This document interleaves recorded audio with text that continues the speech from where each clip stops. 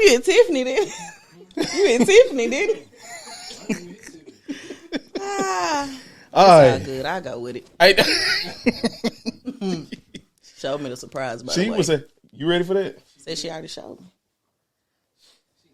Should we do that now? She cold. I'm finna have to be on I'm gonna have to be on point today. Yeah. She might get me. Should we go on and surprise her right now? Nah, don't mess up. Yeah, don't mess up what you had lined up on account of my manipulation. I know you ain't seen it. I know you ain't seen it. I'm just thinking of timing when I want to give it to you. She gonna fuck with it. Let's get to it. Let's go on and cook, man. Let's get to it. Ooh, she's good. Oh, man. She's good. I'm not falling for it because you're very charming. You're very sweet and kind. And then you kind of suck us in. And then you hit me with the left real quick. Mm-hmm. So I'm like, yeah. Very on brand for me. Yes. Very on brand. Oh, my goodness. You got the sound off. Hey, look, the boss in the building, baby. The boss is in the building, Jack. I'm trying to tell you. Oh, you got. Oh my, yeah. I forgot where I'm at. Okay. You here? Oh man, let's get it, man.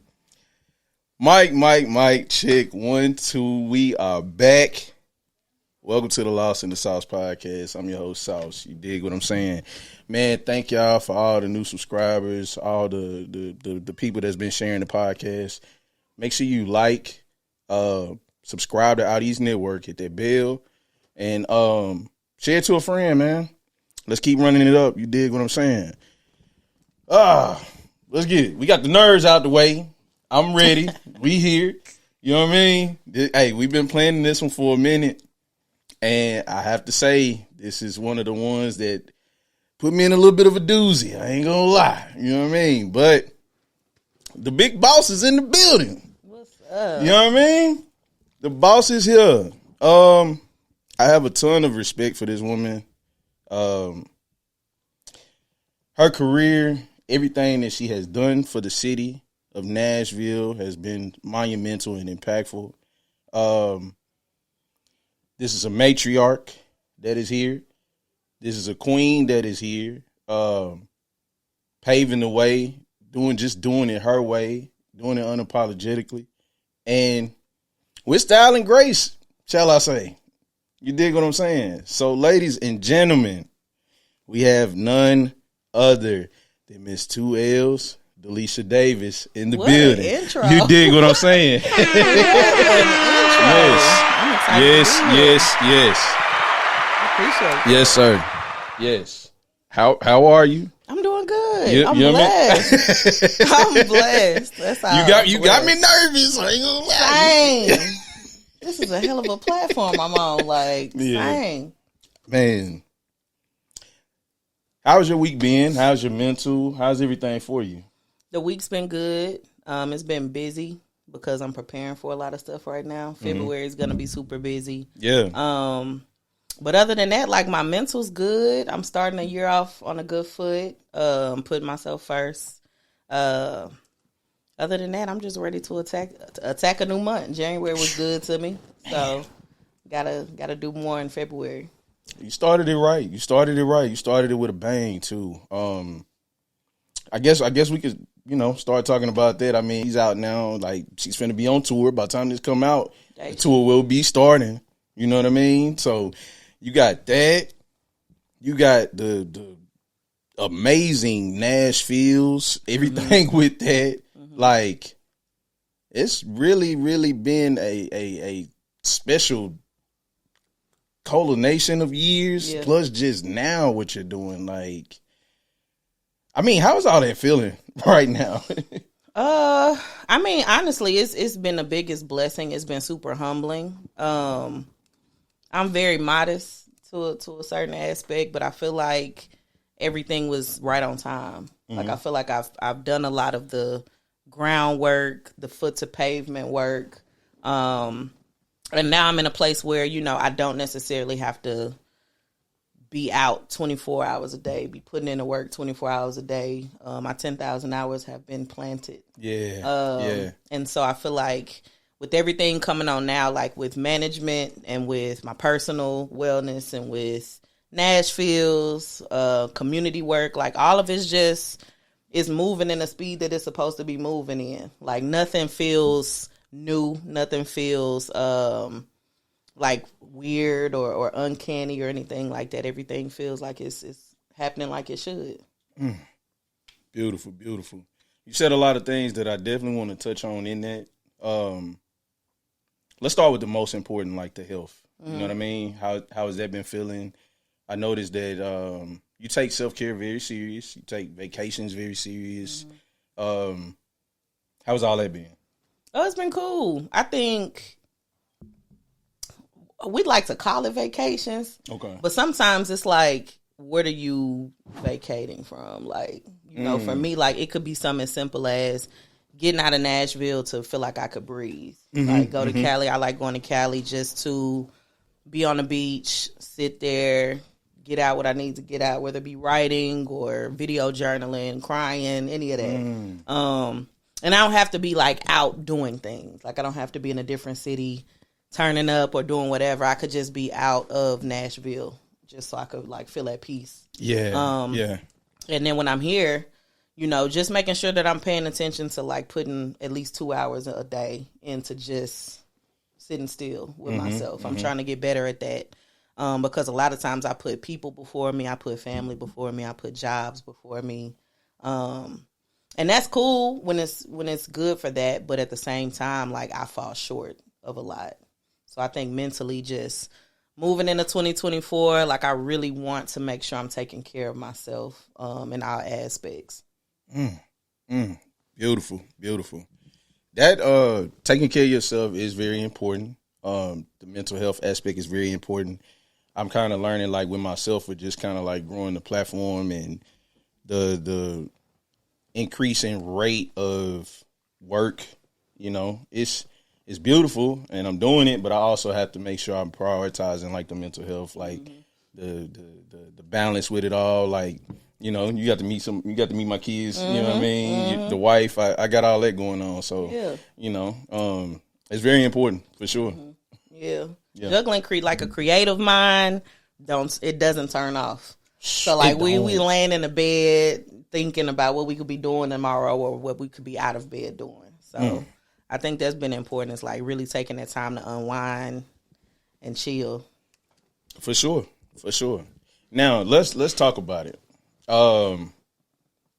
Let's start with the new baby, the popular baby. We can talk about that. Nashfeels. The toddler. Yeah.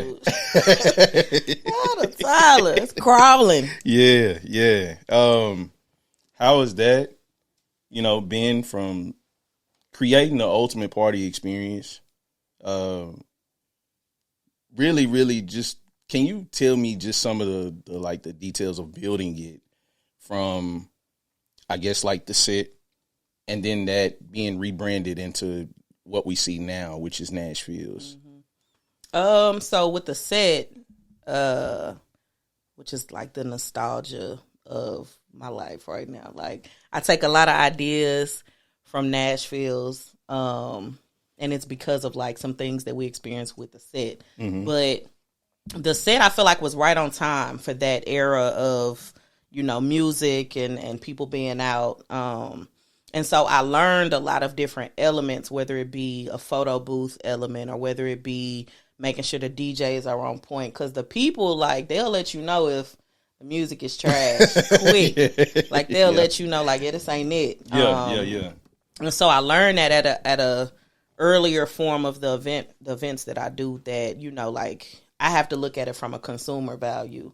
Like, put myself in the crowd, put myself at the bar, put myself at the photo booth.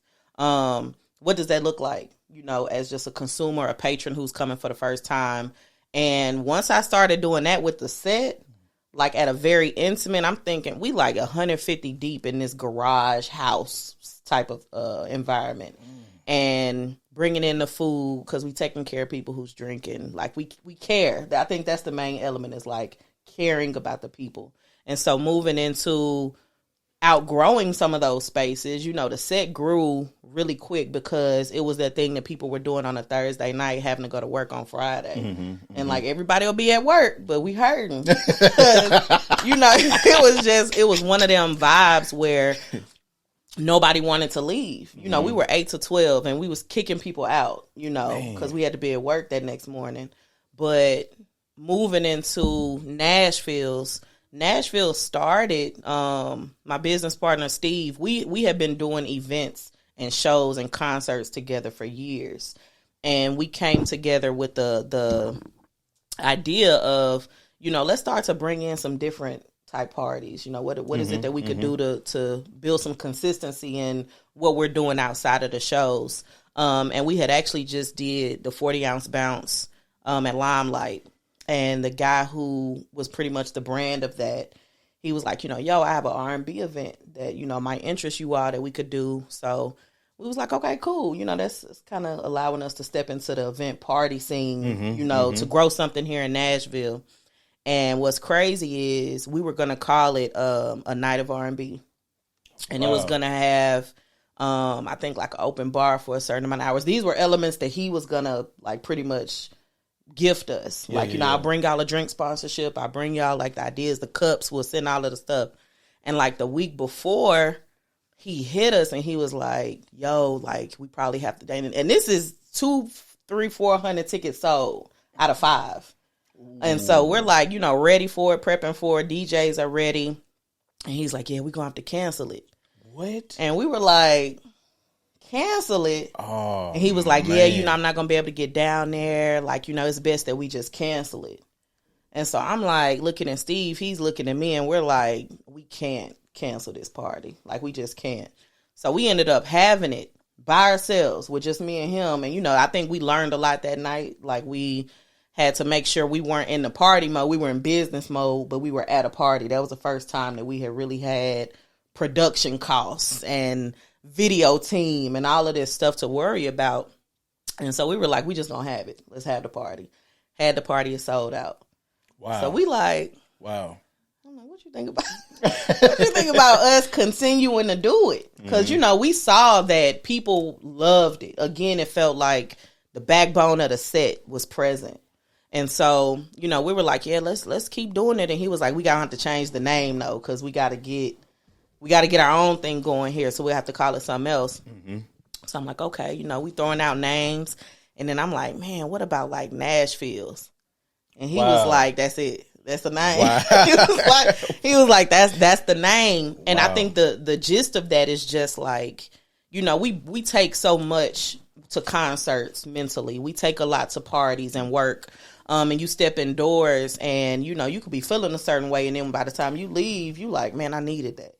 And I think that's what we wanted to like implant in the city is, no matter how you step into this, you leave feeling better. You leave feeling good. It's like a mental health aspect to it. But that's when we were like, yeah, we're going to have to go with that. And so from there, we just built it and built it and built it. We started selling out Mercy Lounge, and Mercy Lounge was mad at us because they was like, we it's too many people at the bar. It's too many people, in the space. And so then Tyler, he was the talent buyer at Mercy Lounge back then, he was like, what do y'all think about doing cannery? And we were scared of it at first. We were like, that's a lot of room to fill. Like, we going from 500 to 1,000 off top. That's an extra 500 people. And so we ended up having it. I want to say it was maybe somewhere around July. And the tickets was like doubling every week. And we were like, this thing's selling pretty well. And by the week of the show, it was sold out. And so we sold out Cannery the first time we booked it.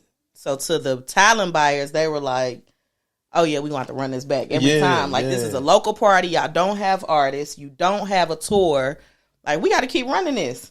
And what's crazy is it was during 2020.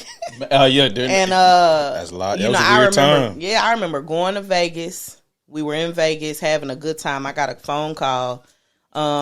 And my friend was just like, yo, are you okay? Like, tornadoes just went through Mount Juliet. And I'm like, let me call my people and make sure, everybody good. Then we come back And it's like the world shut down. It's COVID. So we went from like mentally thinking about Nashville's to like halting everything. So like from a business aspect, we took a big hit because we had to refund tickets. We had to try to keep the relationships with the venue because the venue still wanted to do these events. But we were like, you know, it's COVID. It's not safe.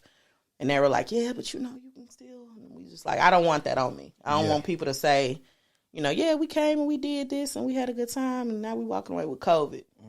So just over the years, like we've watched it form from this baby, this embryo damn near to, you know, we moved into cannery closing after COVID and we felt like, okay, it's over. Like we don't have nowhere to go. And what's crazy is the relationship with Tyler that we had built over time because, you know, when you selling out a venue, they're looking at the talent buyer like, you know, high five type thing.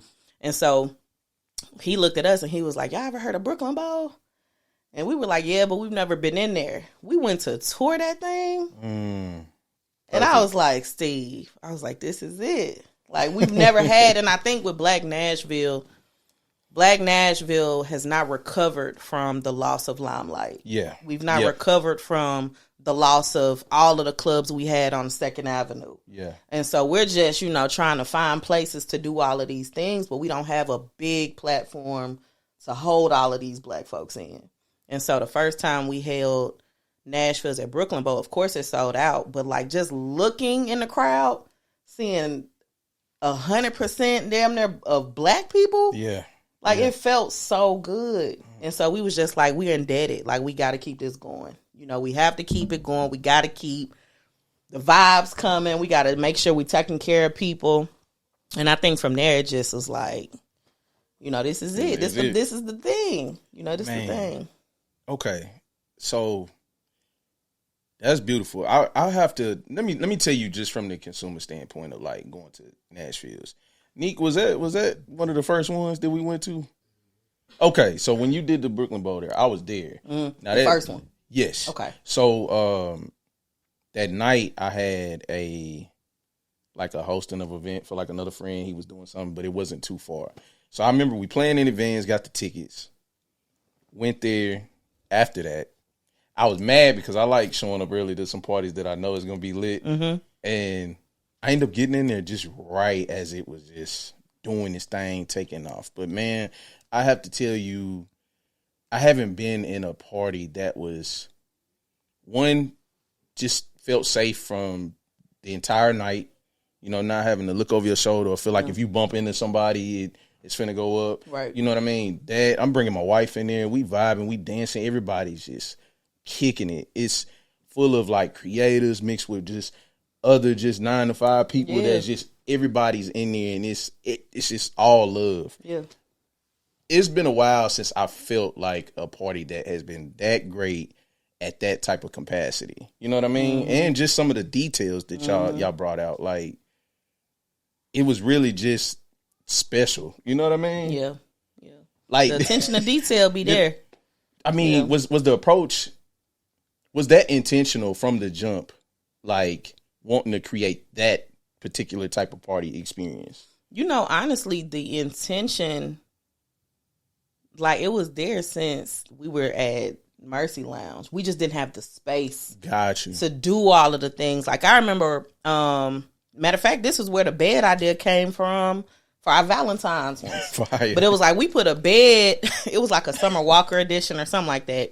But we put a bed in Mercy Lounge. And like it was supposed to just be a prop. But when I tell you like it was people like taking pictures on it, like ladies like videoing themselves, like telling the cameraman come get video of it. And so it was just like an extra element of, you know, fun for you know, we grown as hell, but we sitting here bouncing on like beds and having fun with it. And so we were like, man, if we had the space, we could really put some elements in here that like, you know, you don't necessarily have to be in the thick of the party, the 24/7. Like you could move around. And so when we seen Brooklyn Bowl, that was our first thought. Like we can do what we want to do. We could play with the hallway. We could put photo booth. We could have stuff on the stage. And it be at a professional level. Yeah. Like it doesn't feel like you're walking around and you're going to become a liability. And a good thing about Brooklyn Bowl is you have the elements of a full restaurant. You've got the bowling lane so you could bowl. You've got a photo booth built in upstairs. You've got the stage. And a lot of times, like, people come. Like, I remember it was a professor from Fisk. And I didn't know him at the time, but he was just like, yo, this is a hell of a party, da, da, da. Like, I love what you're doing. You've got everything set up to where people don't have to leave and come back. And I think that's what we're used to. Like, we're used to being somewhere, and then it's like, all right, where we going next? Mm-hmm. So it's like we're club hopping, or we're venue switching. But from there, like, people come, and they're there until the lights come on. Yeah. Like, they are there until we damn near are like, all right, hey, child, we at curfew, So, yeah, the intention has been there. And Steve's creative, I'm creative. So we just get out the nostalgia of our ideas, like childhood us, like what would the childhood what would you want to be look like? Yeah, what would it look like and feel like? All right. You have so much just on the resume. I'm trying to figure out what all I want to talk about, because I think you're really hitting the mark with like the Nashfeels.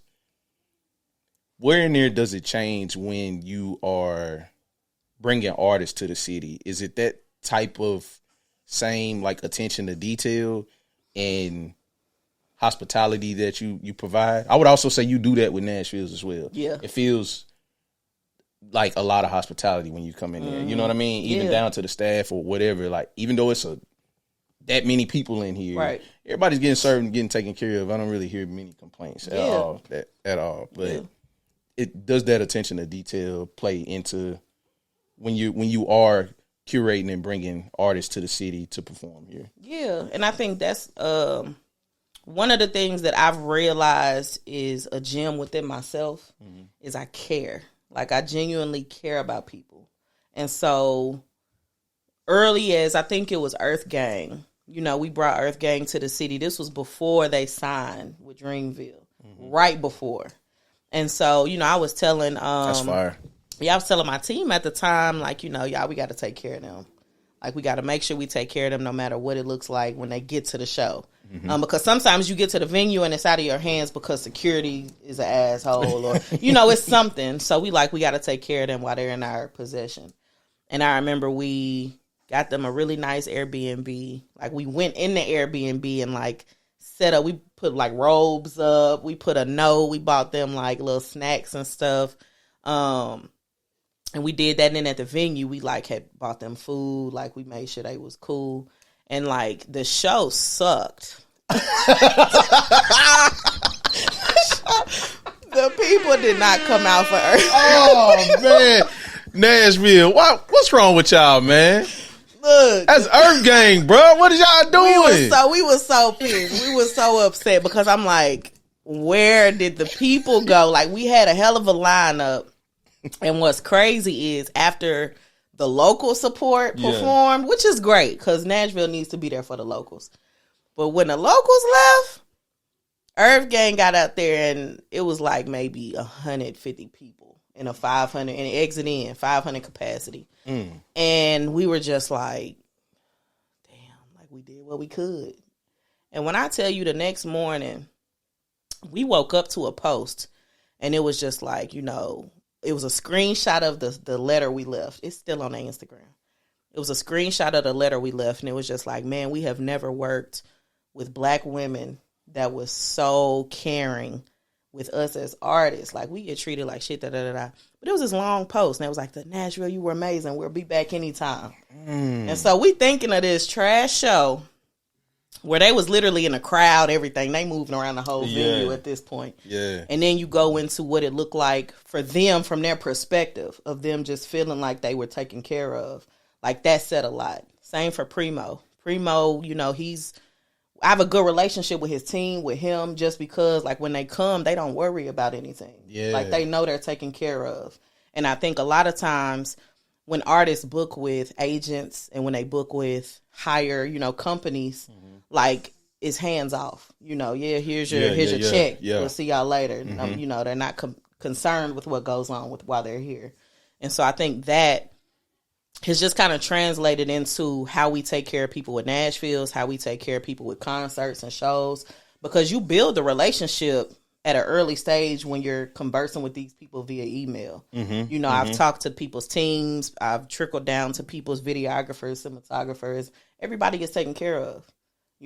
Larry June. Like, there's a lot of artists that we've brought that they cannot wait to meet me because they're like, man, you were the woman behind this. That's fine. Like, you're doing this. And me as a black woman in a heavily populated, male dominated industry. I don't know what it is. Black women have the juice, obviously, but not everybody respects that. So to have artists respect that, like, it makes me feel good, but I know it makes them feel good too. So, there's a lot of artists that we've brought and that we want to bring moving forward in just Nashville's Live. Like, our concert series that we're looking to get out this year. Primo Rice, March 30th. Hey. But, it's just like we're just moving. We're starting to translate everything into just taking care of the city. Like, the city needs it. It's a lot of people who are out there that want to go to shows and concerts and all of this, and it's not us doing them. So it's not necessarily that intimate factor where you feel like you're getting your money's worth for this $150 ticket, $250 ticket. Yeah. So, we're just bringing a lot of the nostalgia back with concerts and how we treat artists and how we treat our audience. What goes into... Can you give us a little bit of an insight, like, behind the scenes of what goes into making that happen? Because all we see at the time is, hey, this person is coming here. Right. We don't really see, like, the leg work and the back and forth or the politics with having to get in certain spaces or book spaces and things like that.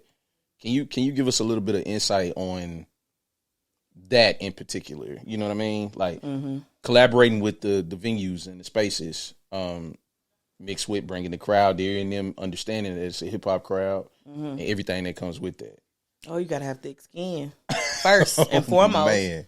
Like, I will say I've booked or been a part of a show in every venue in Nashville, from War Memorial to Exit In to the End to venues that obviously aren't there anymore, to the Brooklyn Bows, the Bridgestone Arenas, the Ryman. And I tell you what's the same about some of these spaces is they look at you and they think they got you figured out, or they think they know what you're wanting to do at their space because of the color of my skin. And so very early, before I'm even bringing the artist to them, you have to deal with the no's.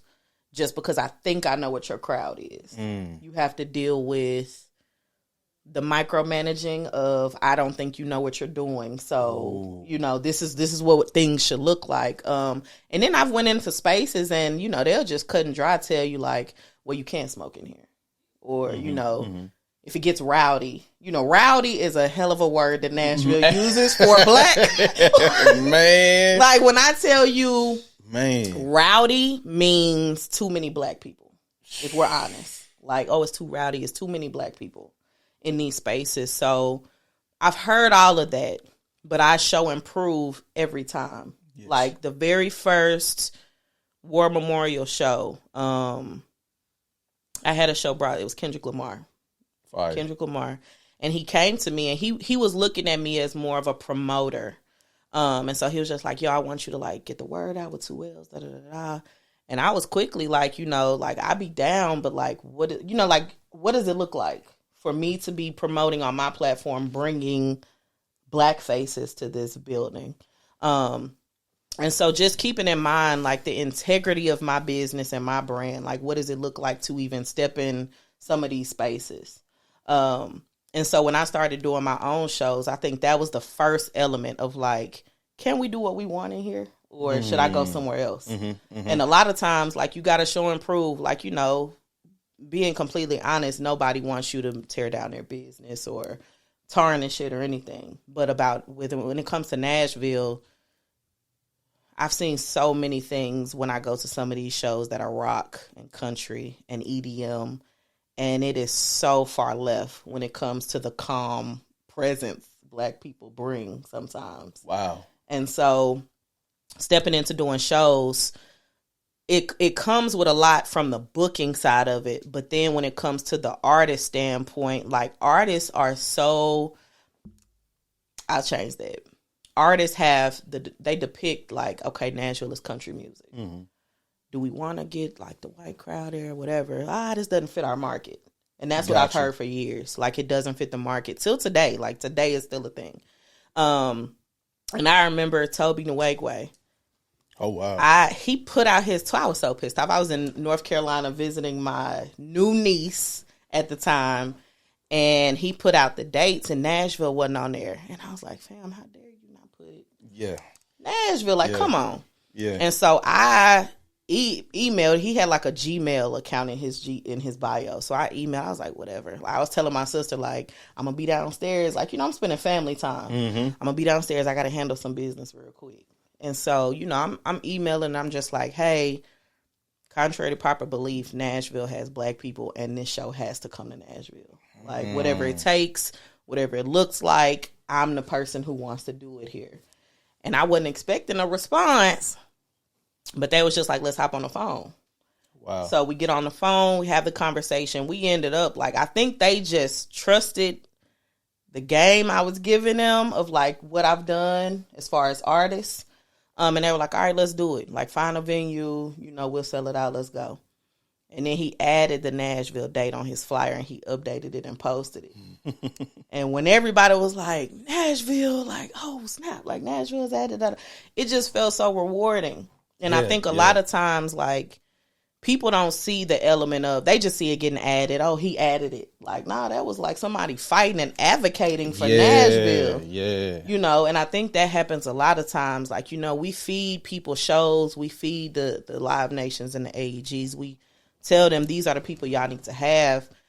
And unless you got the bread for it, they really not trying to hear you. And sometimes even when you got that, they not trying to hear you. So, taking it into, this is what I'm going to do. I'm going to just start doing it myself now that I have the financial backing. Because, I was 22 at one point. I ain't got no money. It's just all in fashion. Yeah, like, I got 100 on it. What's up? And that worked. We'll get into that. But that has worked before. Shout out to Alizano. Listen. But, it's just moved me into, like, knowing that although, like, it's like a duck, like, under, kicking his feet under, but on top of water, that thing just glides. So it's like the work that we put into it as creatives and as being in the music industry, you have to keep, like, this is the purpose. You got to keep in mind that this is my purpose. This is what I'm supposed to be doing. And then next thing you know, like, you will be the name that people are bringing up. People come to 2L's still. Man. To this day. And I have not been as on it as I should be with 2L's just because I'm in artist management now. But people still come to 2L's offering a lot of money to just post about a show. And that says a lot, from artists to production companies. You gave me a lot that I want to work with. Because you got trust me, because I got so much that I want to talk to you about. Mm-hmm. But I definitely want to touch on the 2L stuff, but let me just ask this question. Like, where did the love for it start? Because I know you go so hard in doing what you're doing, like behind the scenes, and it's not noticed as much as it should be, but you got to be pulling that from somewhere. So, like, where did that love for it even start? The love for the culture, the love for just hip-hop, R&B, everything that you're involved in, you handle with so much, like, delicate hands and care. You know what I mean? Mm-hmm. So what's the root of that? Like, where did all that start? I mean, obviously we have the story of, like, we have siblings who love music, so we're listening to music at an early age. We appreciate music at an early age. That was me.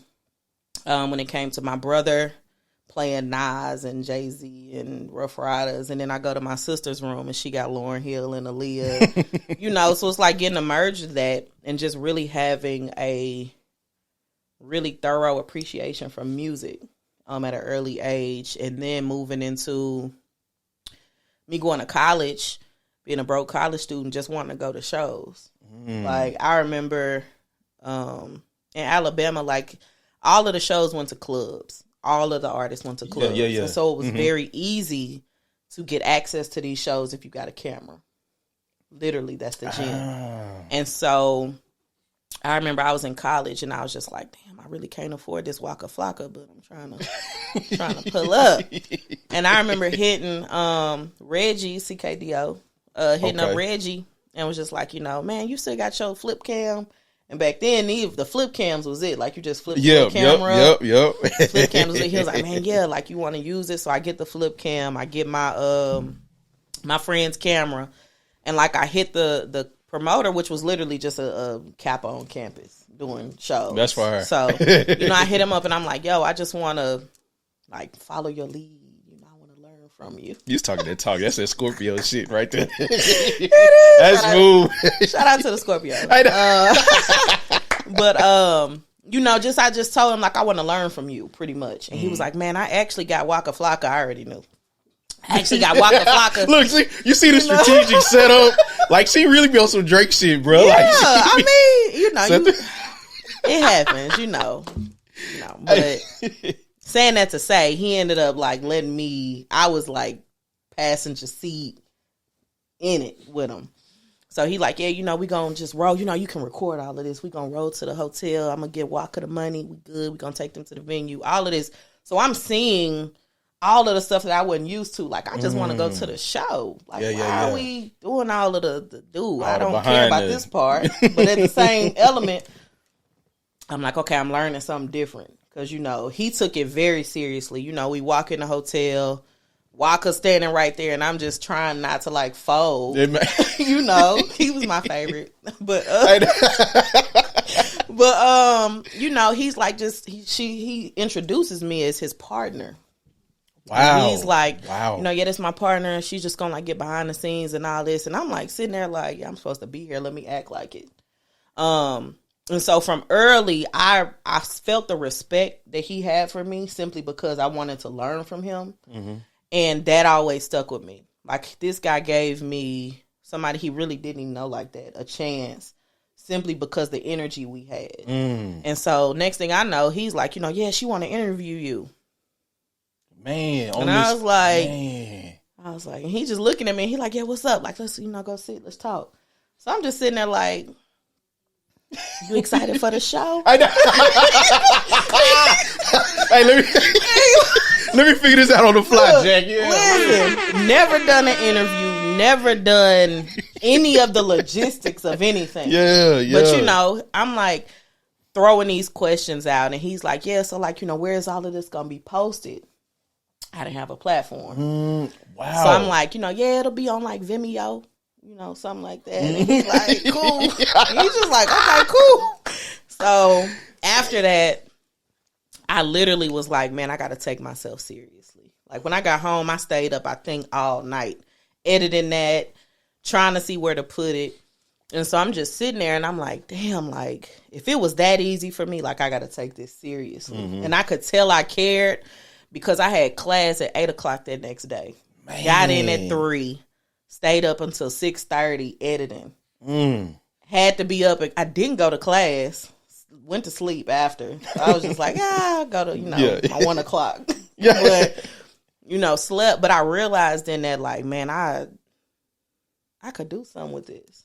Like, I could really do something with this. And I think my college years was what shaped everything moving forward, because that's where 2Ls was born. I'm sitting in my room. Wiz Khalifa was playing Currency. This is when they on Ustream. Yeah, Ustream at the time. Like, and I'm going on Ustream, like, telling these people, like, yo, what they like, what's your name? You got a lot of good questions. Never had a name. So I was like, man, I got to figure out a brand, a name. And so I'm listening to Wiz Khalifa, Name on a Cloud. Oh, that was my shit. Oh, that was my shit. Hey, man.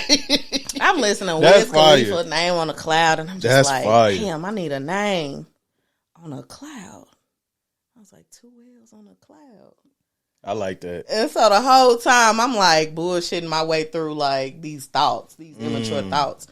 But my name has never been spelled right, so that's like, it means something to me. So it got a little meaning. Let me put the 2 L's. 2 L's in my name. Mm-hmm. But that was where everything was birthed. And that was such a young age that it, like, put something in me, a battery pack. Like, it put such a battery pack in me that I think I felt like I had to prove something when I came back to Nashville. And so like T back then was hitting me up like, yo, homie, I see you doing shows out there. I see you got a lot going out there. Like, you want to come cover Bun B and Fat Caps?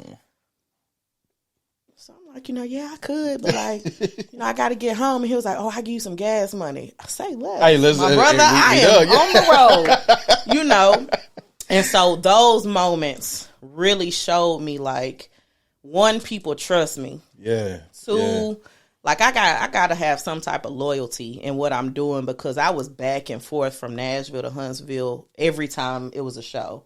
I'm in Huntsville, talking with artists. Like back then, what's crazy is Mick Jenkins went to college in Huntsville at the same time. Wow. So I'm like around these people, creatives in their own element, but it's like there was a hub back then with, if you care and you outside and you doing these shows and stuff, it's gonna elevate you. Like, and so, you look at people like Mick Jenkins, Lido, but all these people who, in my young age, they was just the homies. Yeah. But now, everybody's just elevated in a way where, it's almost just like, damn, like that was the golden years, to an element. But I think that's just where it started from. Like my college years really birthed like how I treat people within the industry, my loyalty to the industry, because I felt like it started to pay my bills. It started to do so much for me that like, that's what created the care and the awareness of all the other stuff. How did you end up blending the two? Like, because not only were you like promoting under 2Ls on the Cloud, but you were bringing the artists into the city, and then you were also like interviewing them. So I want to ask, like, is that story where you was telling me with Waka Flocka, and then kind of seeing you had something, did that spark like your love for journalism? I don't think that spoke on as much as well too, because you entered the game at such like a pivotal time. Like that was literally the blog era. Yeah.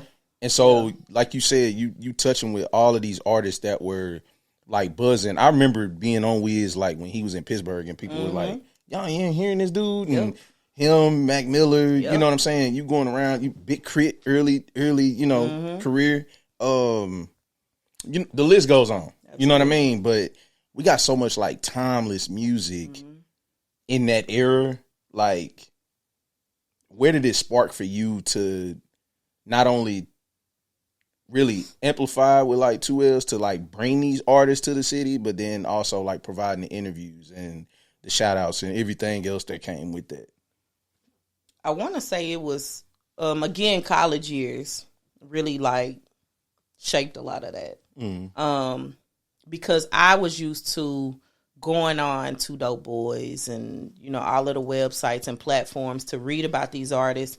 But even some of the Wiz and the Mac Millers and the Currencies, a lot of them was getting the journalism and the write-ups, but it was so lazy. Like, them write-ups was lazy, and I felt like I knew way more about the artists than these, big wigs knew.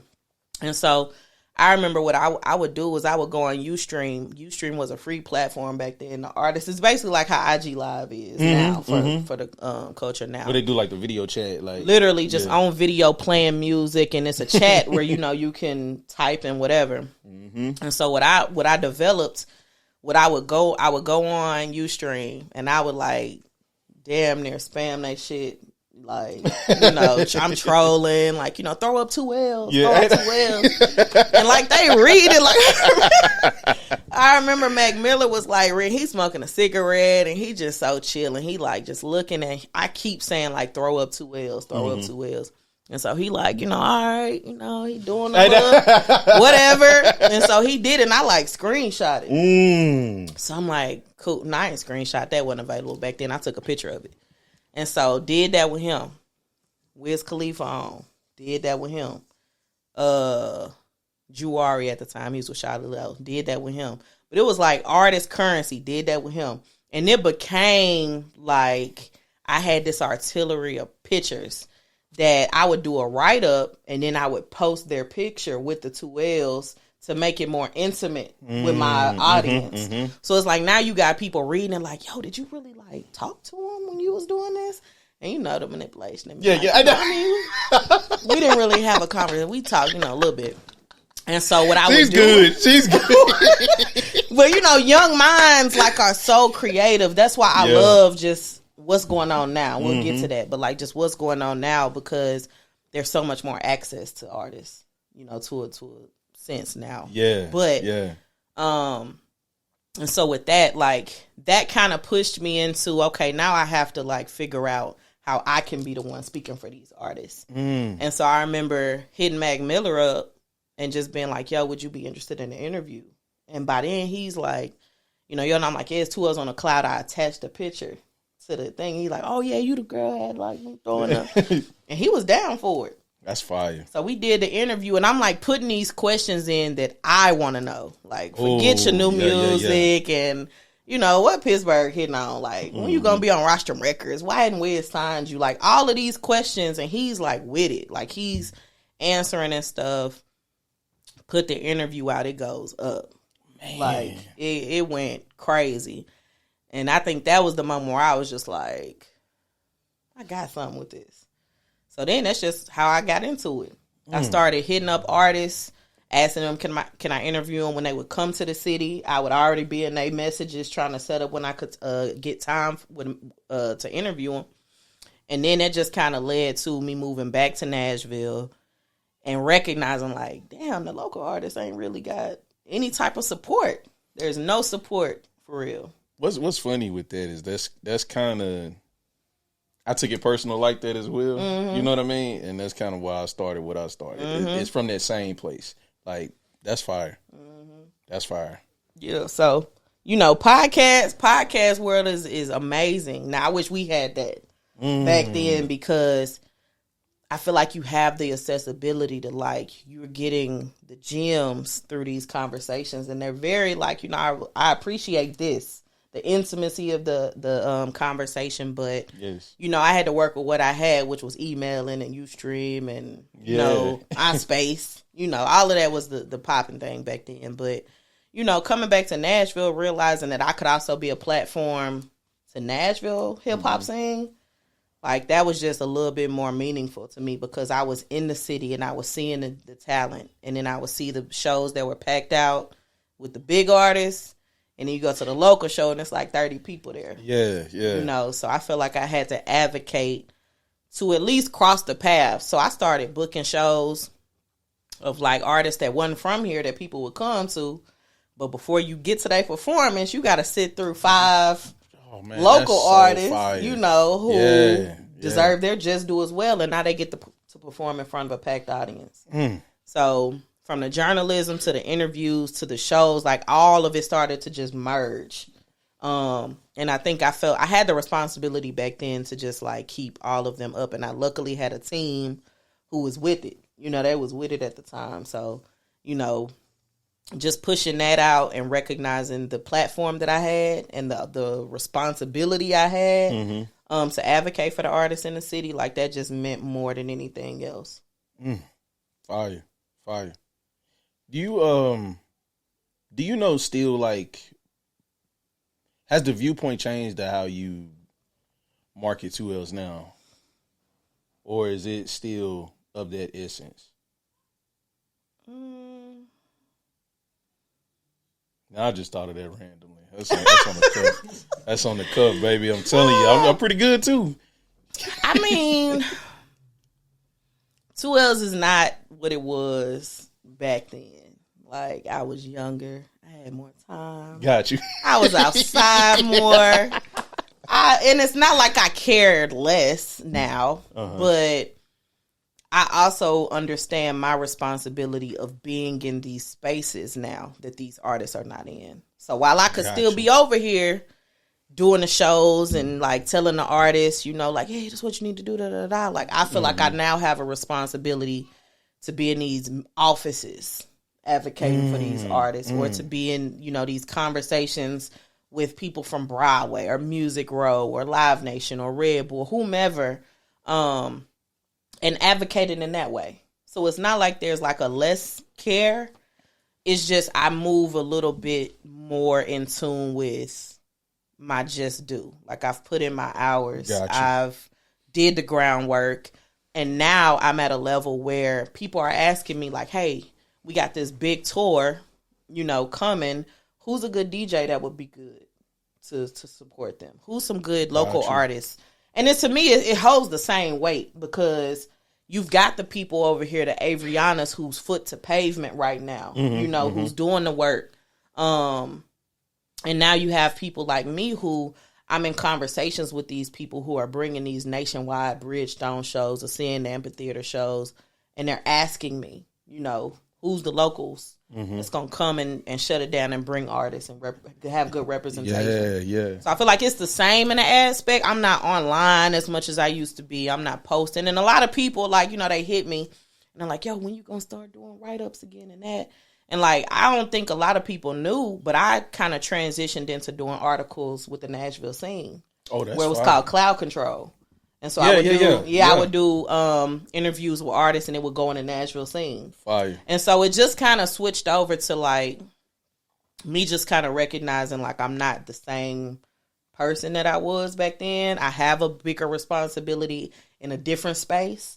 And not fighting that. Because, a lot of times people will be like, okay, I got to stay up on a computer because I got to, show love to my city. And it's like, I'm still showing love. Yeah. I'm still holding my weight. I'm still, pushing the needle to the next level. But I also understand that I can't be outside 24/7 like I used to. Sometimes I got to be behind a laptop. Sometimes I got to be in this office talking to these people. And so it's not necessarily changed. It's just kind of maneuvered into a different space. That's fire. Question. Thank you. Thank you for a fellow journalist. I like that. All right. Now let's talk about the superstar that you have on your team. You know what I mean? It's real heavy. I mean, with the relationship that you built with Daisha over time, where in there did you realize you had the capacity to manage? And what made Daisha the perfect fit? I'll preface this with, I know she was on here. Shout out Daisy. And I know she had a story about how we came to be. Yeah. But like, I know you watching. I love you.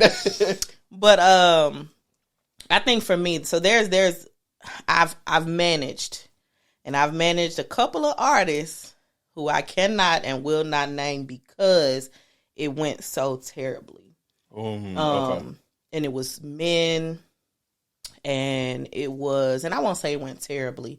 It just was a lot of lessons I had to learn really quick about somebody trusting you, somebody appreciating what you are and what you bring to the table, and recognize like, I have another table over here that's full of chairs, but I'm trying to like be, at your table. And so I had serious PTSD when it came to me wanting to manage anybody else. And so I remember Daisha came up to me at an event that I spoke at. It was a Who Knew event. And she had a manager at the time, and like he introduced her to me, and like, this Daisha, da da da. And I'm like, yeah, let's stay in touch. Because I was like, oh, it's a black woman, and she a rapper. Nice. And I've not heard of her. So I got her information there. And then on down the line, like a couple months later, I did a Christmas charity show. And I booked her, Mike Floss, some other artists. And like, I could tell that like she was like, damn, like this is going good. Like, we sending emails, she get there. I got a damn clipboard, wasn't doing nothing with it, but I got a clipboard, walking around and stuff. And I think that for her, like the boss. That for her was like something different. And the show went well. We got a lot of Christmas gifts, all the good stuff. And she came up to me right after that. And she was just like, how would you feel about managing me? And that PTSD kicked in. And I was just like, yeah, like, no, I would love to support you, but like, I do not have the capacity. You told her that on the spot? Oh, yeah. How you develop that hard of a no? Oh, I've been told no too much for me to not learn. You gotta learn when to say it. That's a fact. Like drops mic, but you know, like it was. I just didn't have the capacity, and it wasn't like a asshole mannerism or you know me feeling like I'm better or anything like that to where I couldn't work with her. It was just for me and the space I was in at the time. I didn't have the capacity, and I could not. I knew I could not show up for her. I knew I could not be my best and support her. So I said no. And I say maybe 3 or 4 months after that, I was just sitting in my room and I'm like listening to her music and like just, you know, could I do this? Like I got to get out of my own way type of thing. Like I know she dope. I know what I could bring to the table. I know what she would bring to the table. And I hit her up and I was just like, yo, you know, are you still looking for a manager? Because if you are, we need to have like a conversation. And I think what's different about how we entered into it, well, we entered into it together. And so we had the conversation of these are the expectations. You know, these are the things I'm willing to do for you and I would be, you know, more than willing to support. Same for her. You know, she had her things where this is what went wrong because I think she had something going on with her last manager that she had a little PTSD too. For sure. So it's just like we were trying to fill each other out, but also recognize like we two black women, and if we gonna do this, we got to do this together. And her first show was a fresh fruit show, which was what I did. I hosted the show, and it went so well. And I think like after that, we just had like a weird little sister, big sister relationship where it didn't necessarily feel like artist manager. It felt like big sister, little sister. Super organic. Yeah, very organic, very, you know, business oriented because she is one thing she gonna do is she gonna tell you she know her business and she does. Like she knows her business. She went to school for it. And so that was the hard part about me in the past relationships was they didn't know the business. They had the talent, but the business kicked their ass. Man. And, you know, that happens a lot with artists. Like either you got one or the other, but we need you to have both. Or a little bit of awareness of both. How do you find like balance with that? Like between talent and manager and making sure like the business is right. Like where near did y'all feel like, all right, now we catching the stride? You know, because I know it's a lot of like ground building. Like I'm building with mine right now. You know what I mean? And there's a lot of conversations that we had to have in there. Like I tell all the time, like I'm a little stubborn. I suffer with a little bit of giving up the control a little bit. So we had to talk about like, all right, I'm gonna give you this, I'm gonna give you that. You know, she even hit me and say, hey, you need to give me some work. You need to give me something. You know what I mean? Like absolutely, hand it over. And but where in there did y'all catch that stride and like, all right, this is now because from the outside looking in, it looks flawless and it looks like y'all have a well-oiled machine. Y'all know what y'all want to do. Y'all have the vision set and the goal set, and it's like, oh no, we're gonna get it. So like, where did that click for y'all? I think having the vulnerability, like we have a sense of vulnerability and transparency where, you know, we hit each other when we're not talking about business. Like we have a lot of phone calls. We see each other a lot. And that just creates like the organic, I could tell you anything, you can talk to me about anything. And so I think from there, she had a bad show one day. And I was in my head like, man, I don't want to make her feel away. But at the same time, that was a bullshit show. And so I decided that night, like if I'm going to be her manager, I have to be willing to have those tough conversations with her. Yeah. And that night we had like a real like conversation. I started it so well. Like, you did, cool. Just people were out, but, and I kind of laid into her a little bit. And you could tell she was just like, okay, cool. And I didn't know how she was receiving it. But I think after that, she was just like, oh, yeah, you're right. And it felt so seamless. Like, it felt like, oh, that wasn't that bad. Okay, cool. And so moving into just like her growing as an artist because we see what she's doing now. She's just always had a sense of like hearing me out, trusting what, she's a Capricorn and she is very impatient. And I know that about her. So it's like knowing that, like I have those conversations where I'm like, you know, you going to have to trust me on this. Or, you know, she'll say like, I got this, I want to do this. And, you know, so I've asked her one time, like, you know, what is it that you want me to do if I'm your manager and you doing all of the work still? Yeah. You know? And so it was giving up that control. Making sure that, because I have control issues too. But it was like, you know, having those tough conversations where when we're out in public, like, it's us against the world. You know, when we in private, I grew up on house meetings. Like, my family got to be in one room, and it's lemon squeezes, and if you didn't do the dishes, and this is what happens. Wow. And so I brought that element to, like, her. When we behind closed doors, like, we got to have these conversations that we have to unpack.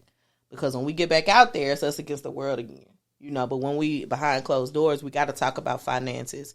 She's educated me on a lot of business aspects that I didn't have.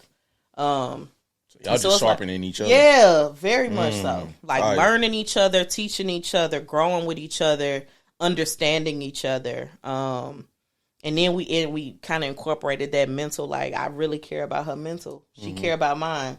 So she know not to text me or call me with no bullshit. I know not to hit her when she, you know, so it's like we care a lot about each other. And I think it just goes beyond the artistry and the creativity and the manager and the artist. It's like, I understand and love you as a woman and as a sister figure versus this is the business, and when we not doing good, I'm hands off type of thing. So that's just kind of been how we've maneuvered through a lot of just the business aspect, and then just having that transparency with each other. Fire. Talk to me about, like, what's your experience being on the other side when y'all are setting these plans and setting these goals, and y'all are getting these wins. You know what I mean? Like, you know, with the Queen Collective, like, documentary, and, you know, you're getting these other placements. Like, Daisha's out in, like, Grammy Week right now. Right. You know what I mean? Like, what is that like for you when it's like, all right, we've set, we've done the work, we've planned, we strategically approached, and now it's executing how it's supposed to. Like, what's that like on your side? What's that experience like? Oh, it's super rewarding. I think, you know, I love when she's happy. I love when she feels successful, you know, because she is hard on herself.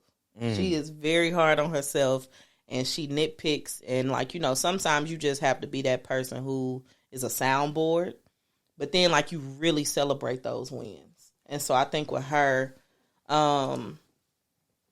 you know, she's done a lot in just the past 2 or 3 years where, you know, to one person, like, man, you a legend now. But then to somebody else is, you know, keep working, kid. You know, so to keep her grounded, but also, like, keep her feeling like she has support is important to me. And then just understanding, like, you know, our wins are our wins, but we gonna keep focused too, because we need bigger ones, you know. But also basking in, like, we took a win from that.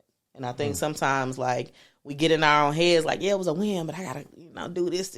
Because again, she had Grammy Week, and I could have went out there, but I'm like, we got this tour next week, so let me stay at home. Let me go to work. Let me be normal, you know, like, and prepare for tour. Yeah. You know, itinerary. She hit me a couple days ago and was just like, you know, yo, I'm like hitting her, like, you know, I'm getting the itinerary ready. And she's like, yo, we are so alike. I got an itinerary for LA. But it's like we learn from each other. And we've really grown to, like, understand that, like, you know, the wins are amazing and they feel amazing. But the moment you ease up off that gas, like, you're going to be behind yourself, you know, quick. Man. So we try to keep our foot on the gas as much as possible while celebrating those moments, because you won't get those moments again. You know, we'll have those first wins. We'll have those big show wins. She did the New Year's Eve in front of 20,000 people. Fire. You know, Crazy. So it's like, don't bask in this. Like, celebrate. Crazy. You know, chill. Enjoy yourself. I'm going to go home, no. But, you know, like, enjoy yourself. And I think that's what's been just such a good moment for us, is, like, understanding that we got to celebrate them wins. But, you know, we got to make sure that we still planning on what's happening next. You know, forward thinking. Yeah. What I want to ask you now.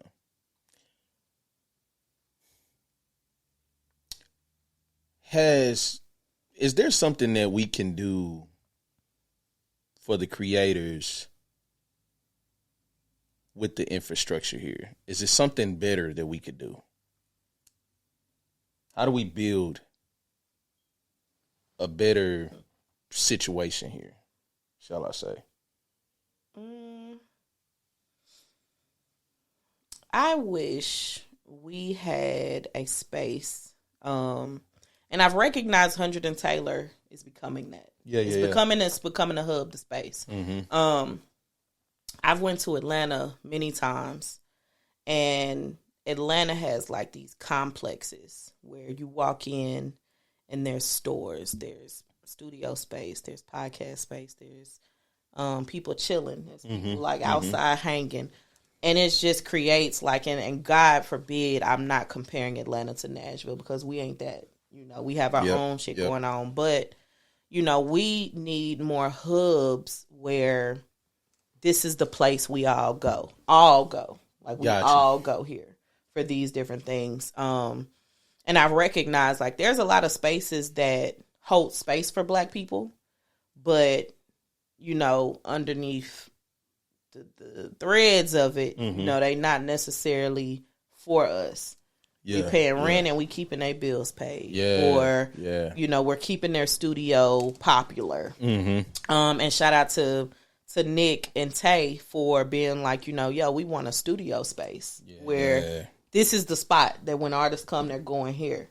Because I've heard, you know, a friend of mine was like, yo, you know, come through. We got her here recording her whole album here. Fire. Yo, we got Coco Jones recording the whole. They want to record here. So we have these spaces. But imagine if there was a Black-owned complex and you've got her in one building. You got Chuck Indigo in another space. You got Lost in the Sauce podcast over here. Act like she not finna be in your space. Or Chuck might not potentially be able to throw his own loop and get a feature. But we don't have like just those big creative complex spaces where we are the controllers of what we're, you know, allowed to do. We have to, you know, to some sediment, like hold space. This is our shit type shit. But also like, you know, you can't get too loud certain places, you know, you got to close at a certain hour or, you know, things like that. So those are the spaces I wish we had because many times than none, me being on the back burner of it now and watching and observing, there's a lot of spaces that hold space for Black people for quota. Like, we have, and that's unfortunate. Absolutely, it is. And you know, in my big age, I see what it is. You don't even have to explain. But for a 22-year-old or 21-year-old who's fresh out the gate, trying to get their name heard, they see that as an opportunity. A big opportunity. Yeah. And so we just have to get out of the mindset of like, what is opportunity to you? Because a lot of times opportunity is financial. Opportunity is experience. Opportunity is elevation. And sometimes I've seen personally opportunity being able to bring Black people to my space and patronize it, and then you go home. And so I wish we just had more opportunities and spaces for us to just be. And there, you know, that we have some. It's just not a lot. But you think about on the countryside, like it's everywhere. You know, it's everywhere. And so I have this thing where I recognize that every maybe 10 years, Black Nashville is recreated. And so I remember when I was young, there was a Rocksmith. You remember Rocksmith, the brand? So there was these Rocksmith shows, and it was like Love Noise, Fly Major Crisis, and them doing these shows. And then the trajectory changed a little bit. And it was like 2Ls, Break on a Cloud at the time, doing these shows. Then it changed a little bit. And every time there's this news article, Nashville scene, Tennessee, and Forbes, whomever, that's like, oh, the Nashville hip-hop scene is brewing. Who's next? And it's like that is the story that has been recreated for years. and we have been in the space of almost a quiet, I don't say it's a specific energy, but like we going against each other, you know, for these things and for these moments. I'm the you don't want to be the token black in a space. You just don't. Yeah. But we have a lot of these spaces where we get in them and we feel like, oh, I'm the person. I'm it. So let me keep everybody else, you know, where they're at. Yeah. That's unfortunate. Yeah, and then you realize, and it's like, yeah, but we did that 10 years ago. We did that 5 years ago. We did that 2 years ago. And so it's like really recognizing who is doing what and supporting the people who are doing these things. I tell you, many a times I was Avriana when I was her age. So how dare I be the person who's gatekeeping, you know, keeping her from whatever. I would support whatever she has going on, even if it's me pushing it online. Yeah. Or being in a space to have a conversation. I just told her the other day, like, let's go to lunch and just catch up. But we've got to have these spaces where, you know, we are the ones that are controlling what we got going on. Yeah. Nobody else. Do we need more entrepreneurs to balance the scale out? We got a crap ton of creatives. It's so many creatives that are geniuses. But do we have enough business people to help level the playing field to where we can come together and then build? I think we do. We do? I think we just don't. Again, we don't have that space where, you know, I know so much about. I get to kind of fine tune myself between juggling both. With the business now, you know, I'm in spaces with the business minds, and I'm in spaces with the very grassroots creative side of things. And so, you know, where is the moment where we're bridging the gap between the business element? We've got the money, we've got the financial backing, we've got the land, we've got the business plans, to the creative who, I got the camera, I got the plan, I've got the artistry, I've got, you know, the clothes, I've got the brand, and bridge those together because they're there. They are there. You know, I've seen more times than none conferences and business meetings and all of these things, and it's not necessarily bouncing off of everybody it should. I've seen, even, I mean, granted, you know, the Titans has been playing a lot of like the Brian Brown and Chucks, the Mikes, I love that. And I think that's dope. But it's like, you know, we don't need the moment because those are moments. You know, they're great moments. But we need those things to like, yo, Titans, like, get this man a $25,000 budget to do a compilation of Tennessee Titans songs. I don't know. Yeah, but just you know, like, something. Yeah, like it has to be more that's bridging the gap versus moments that are happening. Because you've got like Carlos who's building this crazy genius business with the Nashville black market, and he's getting the exposure, and he's doing the work. So many people out there, like when he's throwing those events, like it's so many people showing up. It's beautiful. It's beautiful. And you know, even me and him have had conversations where we're trying to find the level playing ground of like, you know, we need these big businesses to pour into us. And so it's just like finding that space where, you know, I don't know if it's a huge Nashville expo or whatever, but we need to learn how to build that bridge because they are there for sure. Got you. That's heavy. That's heavy for sure. And I think with what you're doing is it's also showing the example of how to do it. Like, you know, when I'm going in the Nashville party, I'm seeing so many of the creators around there. You throwing oops, like you threw Neek a huge oop that I was super proud of him being able to create. You know what I'm saying? When y'all were doing the event around like the shoes, the sneakers, and stuff. the Just for Feels. Like just seeing how excited he was for that moment and executing at that high level of what was required. Coming in there, seeing that beautiful displays. You walk around, you seeing other creators with cameras, videographers. You have other stations set up to where people can do their things. Like it's beautiful seeing you come back and putting people in position, giving them those looks. Like, I'm sure. Go ahead. I was just gonna say, let me say this too, and this goes back to what you just said about spaces, businesses, switching, and all that stuff. Yes, I feel indebted to people like Neek, people like Lay, people like Kelsey, where, you know, I know the work that these people are putting in.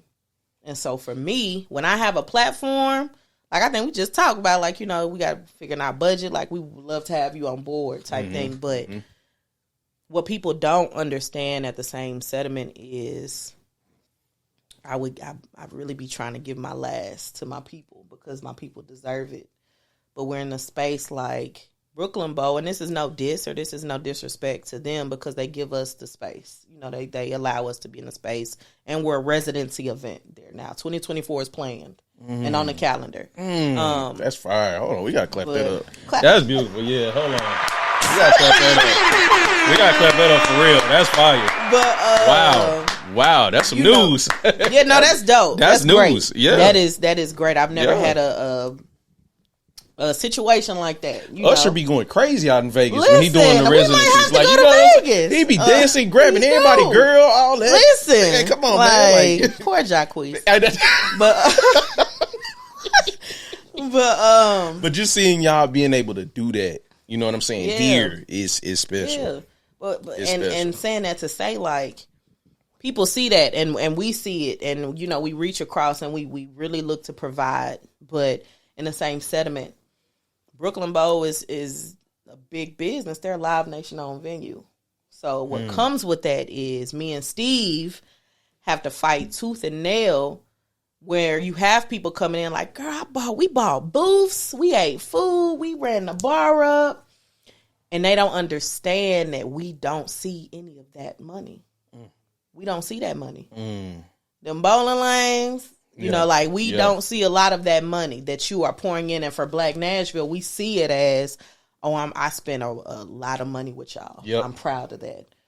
But for us, you know, we have a percentage deal. You know, a lot of business people understand what that looks like when you book a venue. But, you know, we have those high overhead prices where we walk away more times than none, not as happy, you know, with what we brought in because we know the work we put into it. On top of, let alone we bring an artist that day and we got that extra, who knows what, you know. You know, you bringing a DJ in. Yeah, we brought Desi Banks and that wasn't on Brooklyn Bowl. Yeah. That was on us. So it's like now we have to pay out them and the venue and all of these people.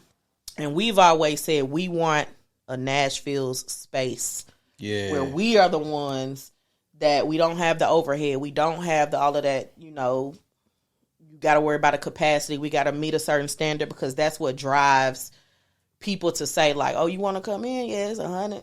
You know, like, and God forbid people think it's us that are these online service fees. It's Ticketmaster, friend. It's Ticketmaster. Yeah, let them know. Yeah. It's not us. But, you know, we run into, we have the $25 ticket still, 30, 40, last chance 50. But they don't understand that while we've not changed our brand and our integrity of it, it may look a certain way because Brooklyn Bowl is involved. It may look a certain way because Ticketmaster is involved.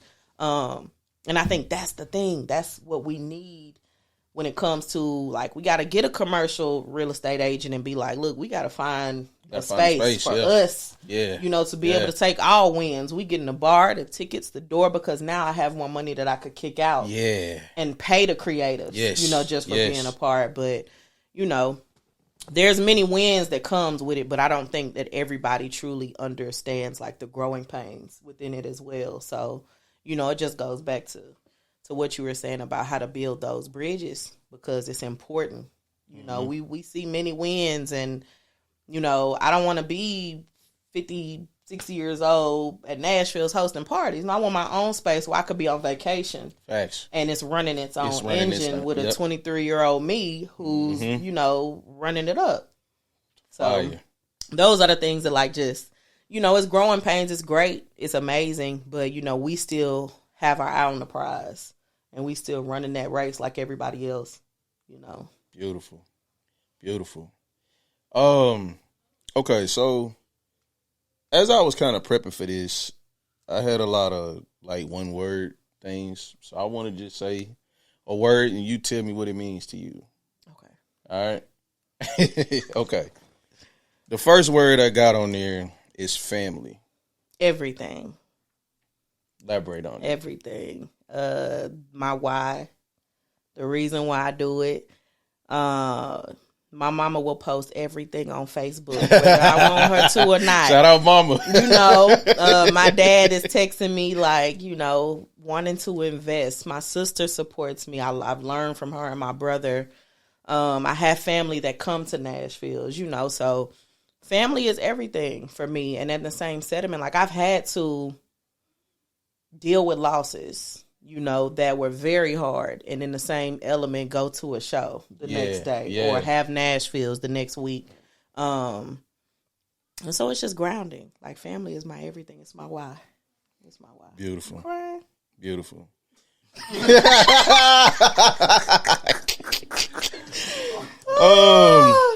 Next word I got on there. Yeah. The next word I got on there is Missy Elliott. Who you talking to now? Hey man, come on now. Hey, the GOAT, like the creative genius. She's a GOAT. Like she was the one who I was listening to and wearing Adidas and got in the shoes and the two pieces be on purpose because of her damn near, you know, like just, you know, her fashion, her creativity, her, it's just an admiration. Like it's a big admiration for her. You said one word, I'm giving like. No, you good. Do your thing. Thesis statement. It's beautiful because I be wanting to know the background of some of these things. Yeah. Because I know these things that I'm naming to you are important. Yeah. You've been on my Twitter too, trolling. Huh? What we talking about? I love it though. I promise I do. Hey, you text me. He's like, you be watching. I'm like, I see everything. I told him I see everything. He'll like a tweet, and I'm like, that's gonna be in there. Hey, that's all right. Let me get ready. Beautiful, man. Tell me about Kendrick Lamar. Oh, he's my favorite artist, my favorite hip hop artist. And then the first really big show that I helped to promote in Nashville. And I don't call myself a promoter because I ain't that. Yeah. But just the first artist that I've like literally when I was in college would cry to, would laugh to, would sing along. I know every word. Please don't try me on the Kendrick because I'm going to go there. But did you like the Big Steppers tour when he came? I did. Yeah, I did. Fire. Yeah, I really did. I appreciate it. And especially like just his, like how he relays his music to the fans visually. Like he's a different level of a brother. He really is. Fire. Women empowerment. My backbone. So like I would say, because I know I'm indebted to other Black women to like show up and make sure I'm like providing space and showing up for women. It's just become like kind of my backbone and understanding like the responsibility I have for the Black women. Beautiful. The shoe, the cloud shoe. Kazi. Like shout out Kazi. Because of him. You know, and sometimes it takes that support from a person. Like I didn't know nothing about it. He hit me up and he was just like, yo, you know, and back then I was so business oriented. But you I mean, I still am. About them details. Yeah, but like, you know, he was just like, I got a shoe, and so I literally had to like send the stuff that he had to like an attorney, and I was just like, I get my attorney to look over it. I know he was just like. Like, man, you know, I'm just trying to honor you, man. Like, they're selling it. Like, oh, we got to get ours from Nike. Like, you know, make sure this is beneficial to you and me. Yes. But yeah, like, he was able to tell my story in a way that was so eloquent and so appreciated coming from a Black man at that. Like, Kazi's my favorite. He's one of my favorite people. Shout out Kazi. Yeah. This is either word. Collaboration or partnership? Important. It's very important, and I think the representation of Black businesses partnering and collaborating is super important. I'm trying to keep them short. I know you good. I got on there community. Protect the culture. Like just being a protector of my community, advocating for my community is super important to me. And it's like kind of the basis because I have education background and I've got the babies and then I've got like the grown people who, you know, need that same support. And so I feel like I'm indebted to provide for my community in any way I can. Fire.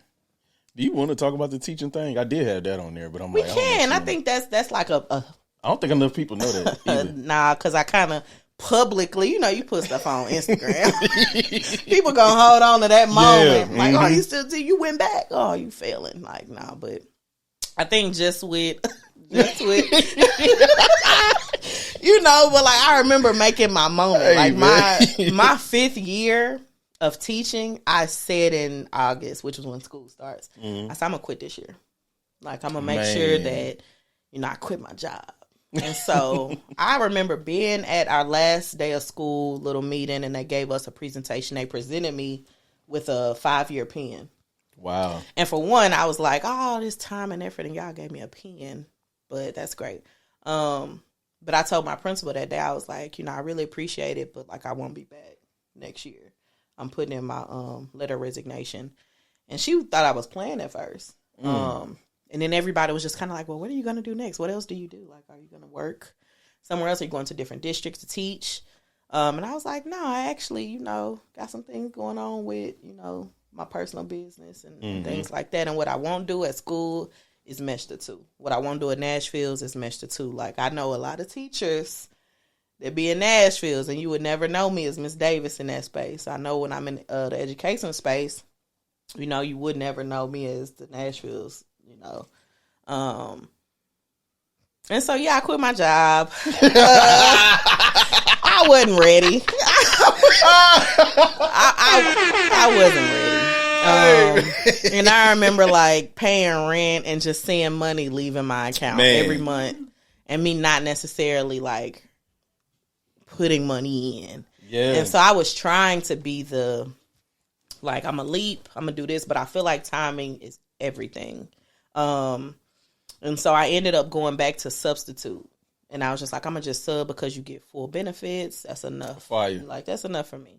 And people don't talk about that stuff enough. Like, you know, you gotta have your shit together a little bit if you're gonna just you gotta have that health insurance. Yeah, like because you get sick. Yeah, like you know, and at the time I had a lot of health issues that you know was just keeping me out. It was just all over the place. And so when I went back to sub, I remember one of the teachers was just like, have you ever taught before? Like, you're really good. And I was like, yeah, I just quit. Like, I just put in my letter of resignation. And she was like, well, we have, like, this position, this part-time position. You know, it's like an office type job. You'll do this, teaching English as a second language. It's an EL teacher position. And I was like, it's part-time? And she was like, yeah. And I was like, it's full benefits? She was like, yeah. And I took it. Jack. Absolutely, because it allowed me to be like, you know, yo, I could leave school at 11:30. And back then it was COVID, so I had another job that I was going to. It was like a nonprofit business, but I had a job there. Fire. So I could like do the things and then know my bills were handled and then move into the creative me and be able to provide for those spaces. And I think just moving on to today, like I'm in the school space and I'm involved and I'm a hell of a teacher. Shout out to you if you know I ever see your children. But I teach English as a second language, so it's hyper focused on once it's not like a classroom job. So I don't have that much responsibility, but I also have a lot of responsibility to be in the building.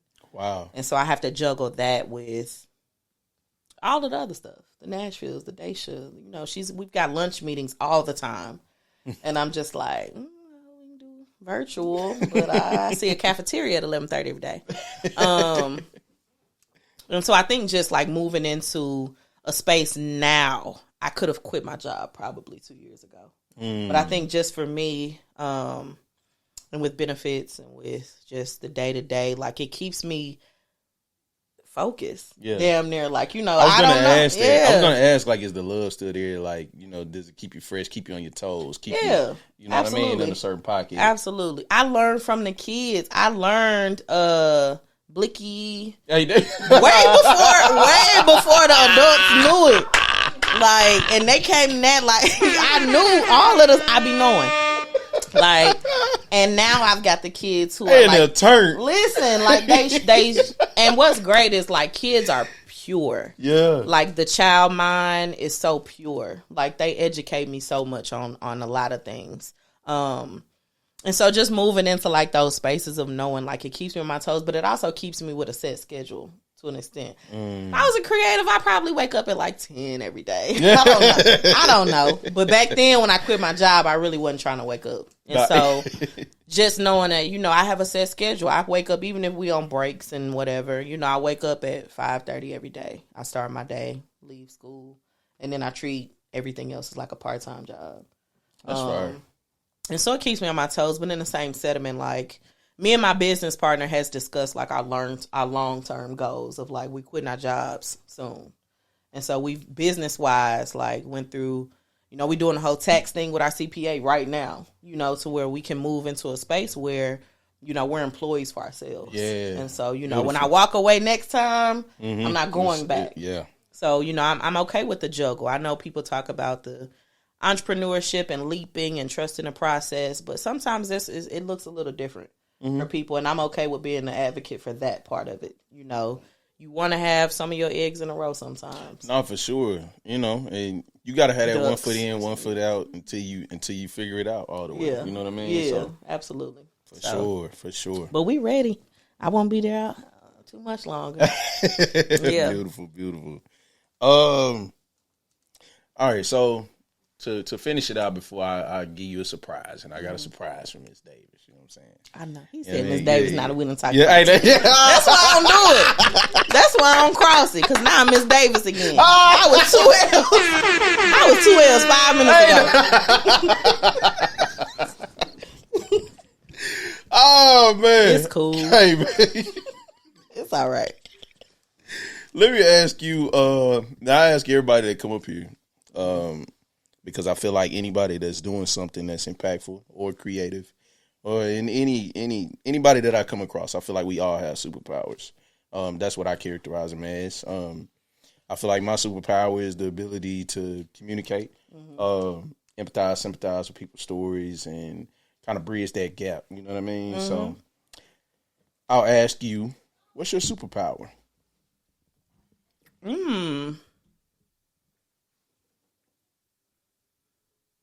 Maybe like something dealing with connecting, like the power of connectivity. Yes. Like no, I mean you are a connector. Yeah, like you connect a lot of people. Yeah, I used to. I think in my bio still, either on Twitter or somewhere, I've put like the dot connector because I feel like that's like one of the most important. Oh, my bad. I didn't mean to cut you off. You okay? I'm gonna say that's what matriarch is. Everybody Yeah, come to right. You know what I mean? That's why I said that in the beginning. Like it's somebody that everybody respects. Everybody comes to that person. You know what I mean? Yeah. It's different sectors. You can connect this person with that person and this person with that person. You Absolutely. know what I mean? So I feel like that would be it. Like connecting people. There's been so many spaces that we've had, like either events or shows or whatever, and it's like I'm gonna give that photographer a chance to like link with that artist or get that one good photo, you know, of the artist, because I went through all of that. Like I dealt with, you know, just having the opportunity to build something for myself based off of an opportunity from somebody. So I think just like connecting people, building bridges, you know, again, we talk about the business and the creatives. Like I try to do as much as I can to build those bridges with people. Beautiful. Well, Miss Davis. What's your last name? What about the stuff? At night. It's cool. Y'all niggas don't call me that when y'all in the streets. Y'all call me Sauce, nigga. Call me Sauce, nigga. Don't play with me. Don't play with me. All right, I got one more just random ass question for you, and then we'll get to the gift giving shit. Okay. Not the gift giving shit. Whoa. Hey, no. I'm getting silly. All right. So I'm just curious. Well, I got 2 questions now that I just thought about it. Make it 3. That's fine. Okay. People are really from the outside looking in. I don't know if you know. People be intimidated to talk to you. No. Do you know that? I hate that. You hate that? I People swear be I hate scared. I think that you gotta have your ducks in a row before they walk up to you. I mean, hell, I had to. I'm like, I'm not coming up to Miss 2 L's, Miss Davis, without having my shit together. I can't do it. I don't. You see that board over there? Mm-hmm. On that other side, it's shit prepping for you. Really? Yes. I mean, that's great. Like, that's good for your business, too. Yeah. Like, you should. You should. Okay. But Go ahead with But just thinking of, like, I don't want to intimidate people. I have a crazy RBF sometimes, especially when I'm in space. Like I said, I'm a social introvert. So I have the capacity to be in spaces, but I don't have the capacity all the time to, like, interact. Got you. And because I'm working on that, like, I've talked to my therapist and I'm working on that part, but I still try to show up as, like, approachable, you know, to a sediment. So I hate that that's the thing. Approach me, y'all. Come up, pull up. Don't pull up, but, but you know, like, what do you do in your own solitude? travel. I travel, and I've been having more conversations with self. Like, I just moved into a space where, like, I used to fill my space with people because I didn't feel, like, fed, or I would run from my shit. And so I'm learning to, like, sit in my shit. Like, you know, like, have those conversations with myself, like, video journal, write some things down. And all of that stuff is, like, not easy to do, especially if you're in the creative mind of, like, man, I could be, like, writing up this business plan, or I could be doing this, like just getting me back together so I could be happy with me is very important to me now. So that's beautiful. Loving on me more this year, you know. Everybody should do that. Yeah. No, for sure. It's hard 100%. For creative sometimes. It is. Like, we're hard on ourselves. We are. Like, we very hard on ourselves. You're doing great, by the way. Oh, thank you. Like, no, like, for real, like, Lost in the Sauce. I literally, when I got my makeup done, shout out to Jatisa. Hey. That, you know, she was like, well, what's the podcast? And I was like, Lost in the Sauce, Sauceville. She was like, oh, yeah, I've heard of it. What? And sometimes that'd be enough. Like, you know, if people can track what you're doing, like, you are growing a machine. A much needed machine. Hit the Yeah, hold on. Yeah. Man, the boss, man. You gotta, you know, to receive flowers is to also give them. So, Thank you're doing great. Thank you. I don't know if you know how much that means. That means more than you can imagine. For sure. Yeah, for sure. Hey, all right, so I got one more just random question. Mm-hmm. What's Delicia's favorite food? You got a favorite? You got a season of a I know it's a random ass question, but I'm like, I've never seen Delisha, like, actually have some food around her or, like, a plate or something. But I'm like, what's your favorite? You know what I mean? Crab legs, and nobody's ever gonna see me. Oh, that's your bag? Like, okay. So we couldn't go have lunch. What the hell I look like? You know, popping up. But yeah, I think, like, crab legs is a thing, and then, like, you like sushi? Yeah. Okay. Yeah. Right. I'm actually doing something with Art of Oso Ricey for Nashfeels on Friday. So yeah, we'll be at Sora eating up some sushi. Another thing, I need to go to. I've been in the space before, but I haven't ate there. Rhythm and Spice. Oh yeah, it's crazy. You have to. Crazy. Okay. You have to. You have to go. And the thing about Kamal is Kamal cares like I do. Like, that's why we work well together. Like, he cares. So that food, hidden, extra love. Like, it's extra love. You know, he just did a friend of mine's birthday party, and we was like, yeah, we just want a rum cake. That man brought out like a 3-tier cake with flowers on it, and it was you know, it's a different level of care. And, you know, his parents had a Jamaican way. Have you ever had Jamaican way? Yeah. So, like, wow. That's the vibe. Wow. Come on, now, That's hard. Yeah. So, like, he's literally a product of his, like, family. Like, he's cultivating something amazing. That's fire. Over there. So that's fire. How small is that dude? Am I missing anything? I think I done hit everything, right? Ass Neek. Neek me. Yeah, they. We got Neek in the building. We got Neek in this motherfucker. Listen. You know what I mean? We got the boss in here. All right, man. It's giving time. All right.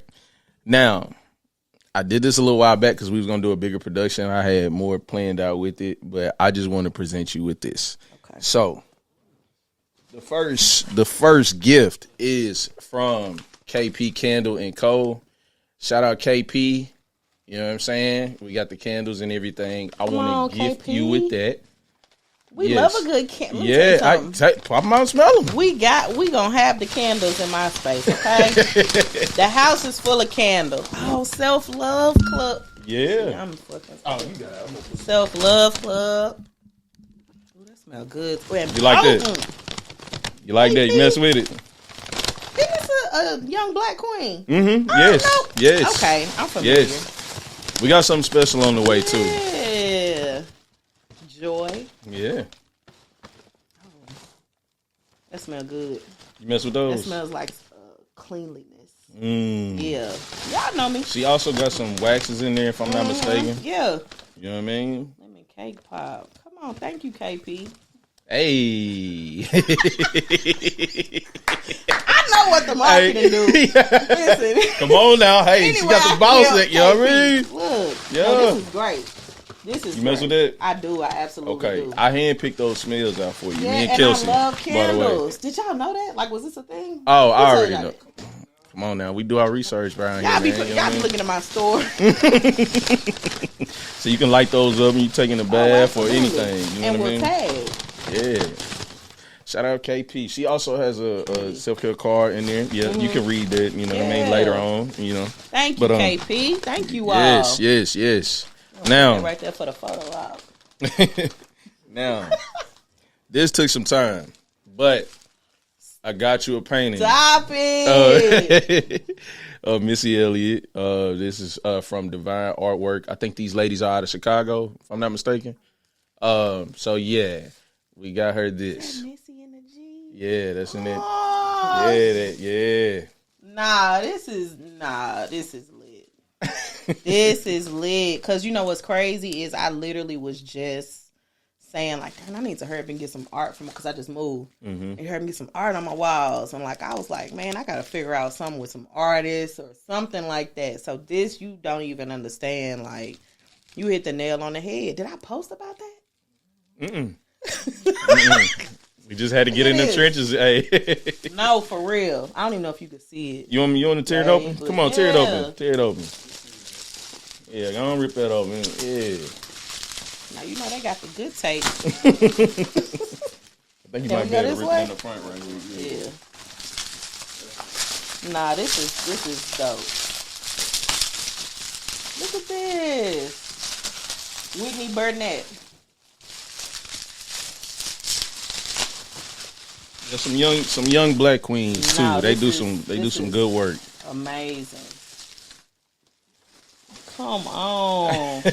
And this is one of my favorite songs. Yeah. Yeah, this is one of my favorite songs by her. So, that's fire. Shout out to Missy. Thank you. What is Divine Artwork? Yes. Thank you. And thank you, because you just hit me with the Narvoir. Come on now. You hit me with the... No, this is... We had to do it for the boss. You know what I'm saying? This ain't that. This is a little different. Yeah. Thank you. You're welcome. You're welcome. Thank you. This is going up tonight. Hey, that's fire. I'm glad we could make you smile. Yeah. Yes. I appreciate it. Come on, now my makeup done. Hey. Look at like I'm a capture. Man. Oh man. I want to give you the floor to give any shout outs, anything that you want to kind of announce or say. I'll let you hit the close up right here. Ooh. Let everybody know where they can follow you and any shout outs, anything. Well, you could follow me at It's Two L's, ITSTWOL, spelled with two L's. It's two L's. Coming up, Nashfeels. We got February 10th. We have March 9th already on the calendar. Concerts. We're getting into the concert bag this year. That's gonna be probably the most kind of, we came out of nowhere with it, but we've been planning it. So I'll say like the shows are coming, the community work is gonna become, more of a thing for us this year. And then just shout out to everybody that's like supported over the years. Like there is way too many people to name by name, but like it's just a lot of people who supported me over the years, like whether it be mentors, whether it be new people that I've met and built relationships with. Like I think that's just really important. So thank y'all.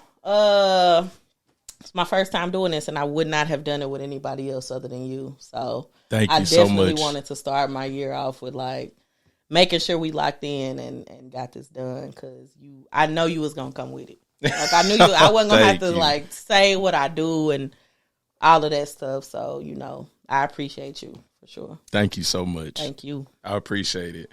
Thank you for trusting me. Thank you for just making time out. I know we had been working on this for a little minute too, so it's dope that we finally figured it out, made it work, and yeah, absolutely. I'm appreciative. Shout out to behind the scenes. Yeah, hey, come on, man. Everybody like, involved. Shout out Lay. Doing the work yeah. too. Shout out Neat. Yeah. Shout out Kelsey. Thank y'all. You know what I mean? Thank y'all. Ladies and gentlemen, Miss Daisha Davis. Thank y'all.